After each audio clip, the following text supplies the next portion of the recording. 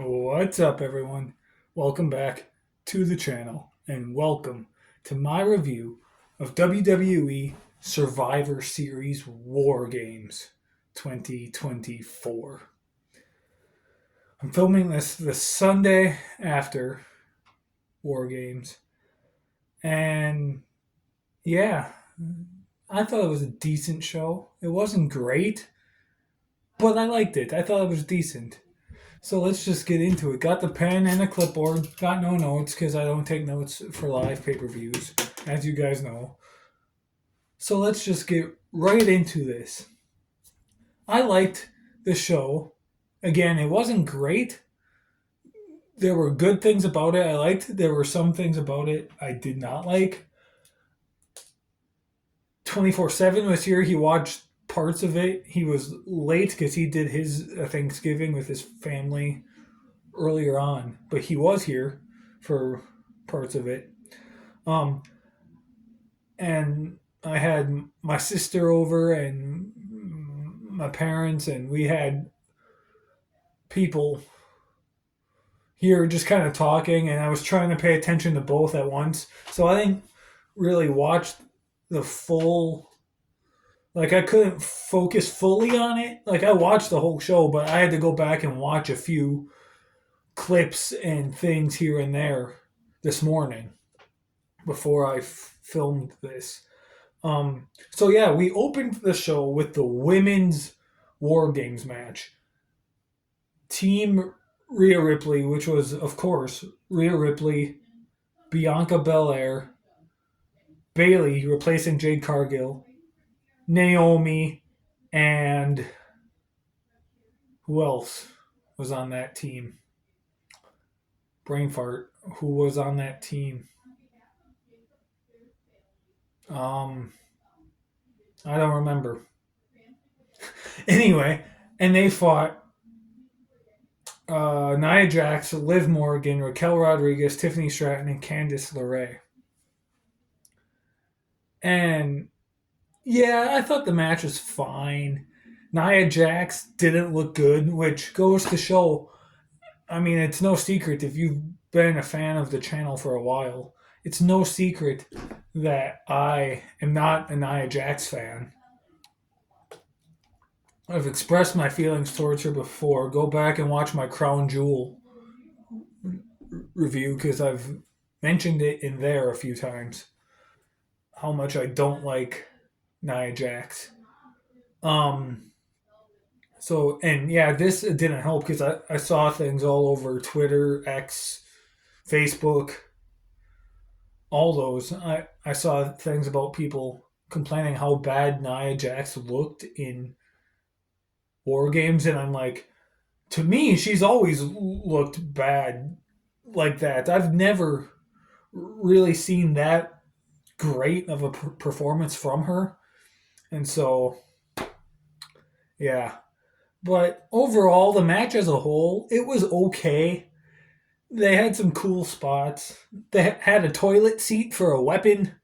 Um, there was a double cage dive with Tiffany Stratton and Io Sky, which I really don't think you need a double cage dive from two people at once in a match.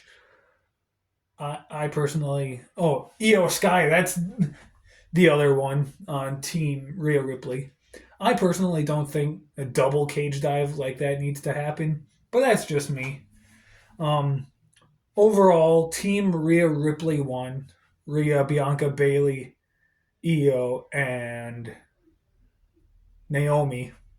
They won. I'll give the match 2.5 stars. Like, it was fine. It had some good moments, but overall it wasn't that great. So yeah. Up next we had LA Knight. Yeah, defending the United States Championship against Shinsuke Nakamura. This match was okay as well. It wasn't great, but again, it had its moments. I do. I have mixed feelings on this current heel version of Shinsuke. Like, I'm glad he's back, and I'm glad it seems like he's going to be used in a prominent role for the foreseeable future. But I don't know how I feel about this heel character yet. I mean, mind you, he's only been back for like less than a month. But so I think we're yet to see kind of how Shinsuke really will be, this new version of him. So I'm curious. Uh, I'm gonna go in open minded. I'm gonna give this Shinsuke character a chance, and I've always been a fan of Shinsuke. I just always never liked how they were using Shinsuke Nakamura. I always felt like he should have been used more than he actually was. But so like I'm glad in a way that he's kind of US champ, kind of. I wasn't expecting him to win, and I don't think very many people were. I think a lot of people were expecting LA Knight to win and keep the belt. Um, but yeah, Shinsuke won. This match too, I'll give 2.5 stars. Like it was okay. I think just because Shinsuke won, that shocked a lot of people. But it also has people invested. Like, okay, what's gonna happen now? Is LA Knight gonna get a rematch? Is he gonna get the title back? Because I don't think very many people were expecting LA Knight to lose the title just yet. So I'm curious. I'm gonna tune in to SmackDown on a Friday night because I'm interested in what's gonna happen. So yeah, 2.5 stars. Up next, we had the best non-war games match of the show, in my opinion. The triple threat match between Braun Breaker, the Intercontinental Champion, defending the title against Ludwig Kaiser and Sheamus. This was Sheamus's first pay-per-view match in quite a while, I believe. I can't remember the last time Sheamus had an actual like pay-per-view match. And going in, I knew this match was going to be good. And it was. I really enjoyed this match. Braun Breaker won. Sheamus took the pin, which I think not very many people were expecting that to happen. Sheamus took the pin. So if you saw our community tab, I predicted Sheamus to win the match because I'm a big fan of Sheamus currently, and I want him to be the Intercontinental Champion before he retires. So like I'm glad that Braun Breaker won. I'm not upset with it, and I do think Braun should have won. I just selfishly wanted Sheamus to win. That's just me. But yeah, this match was fun. It had its cool moments. There was an awesome moment where Sheamus was thrown over the barricade and then Ludwig Kaiser's just standing there up against it. Sheamus peeks up and hits the 10 beats of whatever that's called to Ludwig on the barricade, which was kind of a cool moment. So, yeah, this match was fun though. Braun Breaker won. I'll give it 4 stars. Like I thought it was a really good match. I saw most of this match, and this is kind of where I started to like pay a lot more attention to the show. I didn't have very many distractions, so yeah. Braun Breaker won, 4 stars. Up next, the World Heavyweight Championship match between Gunther and Damian Priest. This was Damian Priest's rematch after losing the title at SummerSlam. Um, this match was good. This was the first match that 24/7 was actually here for. He showed up right before this match started, or like right as the match was about to start. He showed up, and it was a good match. I liked it. Um, I I do think their SummerSlam match was a little bit better. But I didn't hate this one either. I thought this one was decent.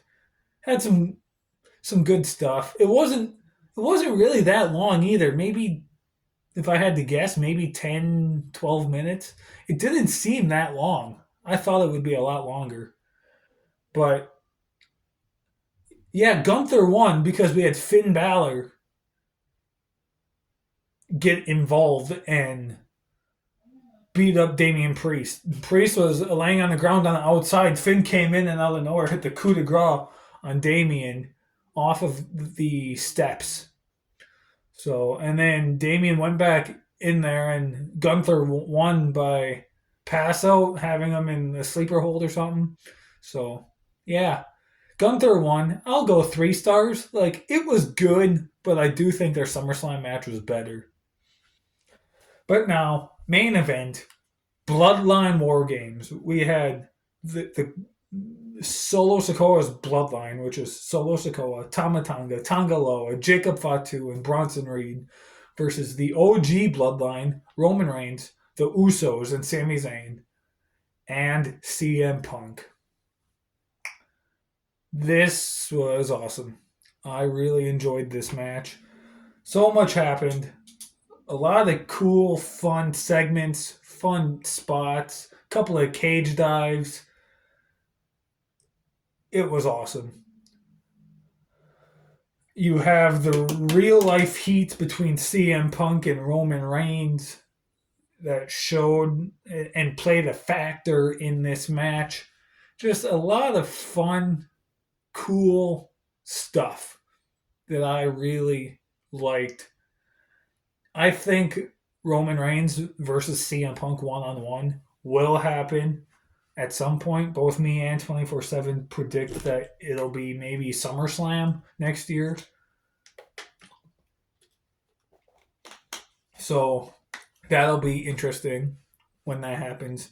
But yeah, this was fun. Bronson Reed hit a tsunami off the top of the cage. He was and he went through a table and he was supposed to go through onto Roman Reigns, but CM Punk saved Roman Reigns. And Bronson went through the table. And apparently, from the press conference and other things I've seen, that Bronson Reed injured both of his ankles on that dive. And then Jimmy Uso hit the Uso splash off the top of the cage. And apparently broke his he broke one of his toes on that dive. So there were a couple of injuries in this match. Roman Reigns accidentally speared a CM Punk at one point. But the finish, you had all of the OG Bloodline and CM Punk all surrounding Solo Sikoa in one ring. The Usos super kick Solo a couple times. Sammy hits the Haluva kick on Solo. Punk comes in, hits the GTS on Solo. Roman runs and spears Solo. Pins Solo. Picks up the victory. OG Bloodline win this match. I'm going to go 4 stars. It was a good match. Maybe the best match on the show. I really enjoyed it. I thought it was fun. This is a short review, but before I end it, I found something here I want to read to you guys. I found this on X. I forget who shared it, but I think it was from Fightful, maybe?